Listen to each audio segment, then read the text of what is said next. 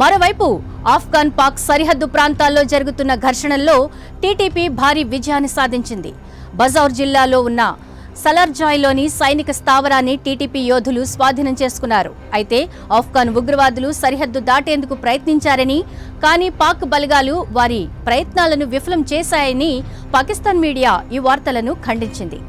నిజానికి టీటీపీ పాక్ ప్రభుత్వ విధానాలకు, సైనిక చర్యలకు వ్యతిరేకంగా పనిచేస్తోంది.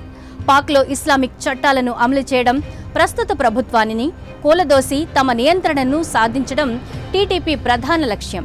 టీటీపీ అనేది ఆఫ్ఘన్ మద్దతుతో పనిచేసే ఒక ఉగ్రవాద సంస్థ. తాలిబాన్ శైలిలో ఇస్లామిక్ చట్టాలను పాక్లో కూడా అమలు చేయాలని భావిస్తున్న టీటీపీ చాలా కాలంగా పాకిస్తాన్ సైన్యం, ప్రభుత్వ సంస్థలపై దాడులు నిర్వహిస్తోంది. దీనికి ప్రతీకారంగా 2024 డిసెంబర్ 25న ఆఫ్ఘనిస్తాన్ పక్తీకా ప్రావిన్స్లో టీటీపీ అనుమానిత స్థావరాలపై పాక్ వైమానిక దాడులు చేసింది. ఈ దాడుల్లో 15 మంది మరణించారు. చనిపోయిన వారిలో మహిళలు, పిల్లలు ఉన్నారు. దీంతో టీటీపీ పాక్పై దాడులను మరింత పెంచింది. తాలిబాన్ ప్రభుత్వ అండతో పాక్లో చొరబడి విధ్వంసం సృష్టిస్తోంది.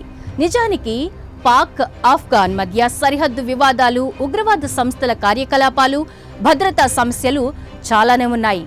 ఈ విభేదాలు ఇప్పుడు మరింత ఉధృతమవుతున్నాయి.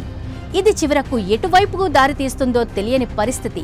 దీంతో ఇరు దేశాల ప్రజలు భయంతో బిక్కుబిక్కుమంటూ కాలం వెళ్లదీయాల్సిన దుస్థితి దాపురించింది.